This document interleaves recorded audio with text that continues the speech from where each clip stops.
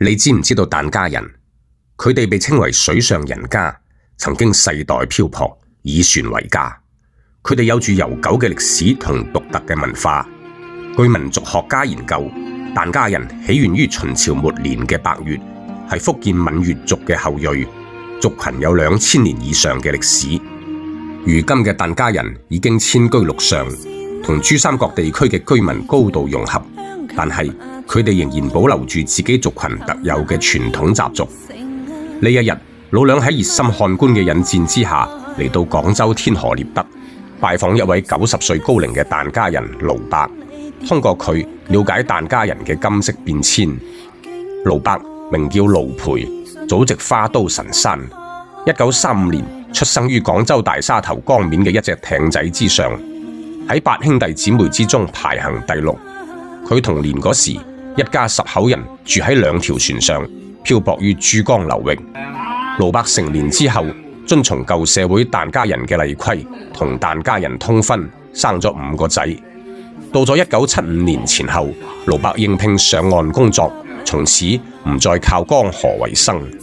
嗰時佢白天上岸，喺各種建築工地做起重，晚上仲係居住喺自己屋企條船度。佢一家人亦都被收編到位於獵德附近嘅漁業聯社，5個仔陸續喺位於而家天河獵德附近嘅漁民小學讀書。當時珠江兩岸慢慢出現若干由疍家人參與填海而得嚟嘅土地，嗰啲地塊一時未確定歸屬，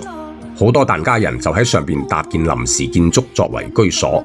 屋企嘅船隻就停靠喺附近嘅河邊。喺90年代，盧伯屋企間屋係當時獵德江邊最高嘅臨時建築。到咗2003年，廣州市政府清拆呢啲岸邊臨建，徵收疍家人嘅船隻，並給予補償，分配住房。從此，盧伯同佢幾個仔入住位於天河獵德嘅漁民新村，徹底改變祖輩嘅生活方式，唔再係水上人家。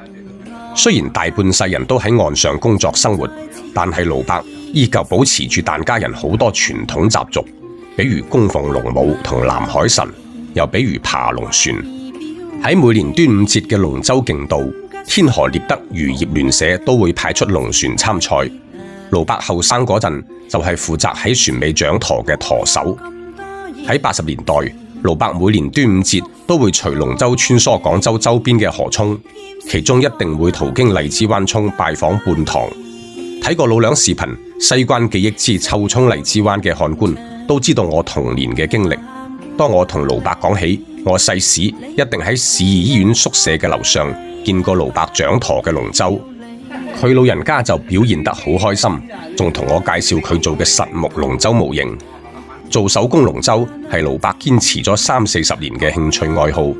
佢嘅作品已經被好多名流商賈收藏，仲有望被評為非物質文化遺產。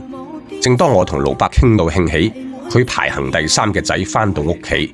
我同呢位盧先生一見如故，傾落發覺大家有好多共通點。我哋嗰日傾談嘅內容非常具有話題性。盧生同我介紹疍家人嘅文化習俗同禁忌，講到佢細時喺水上生活嘅趣事，甚至提到童年時代經歷過嘅靈異事件。如果大家中意聽呢啲內容，就記得先加老梁關注，再喺評論區度打上想聽2隻字，等我知道要唔要繼續呢個話題。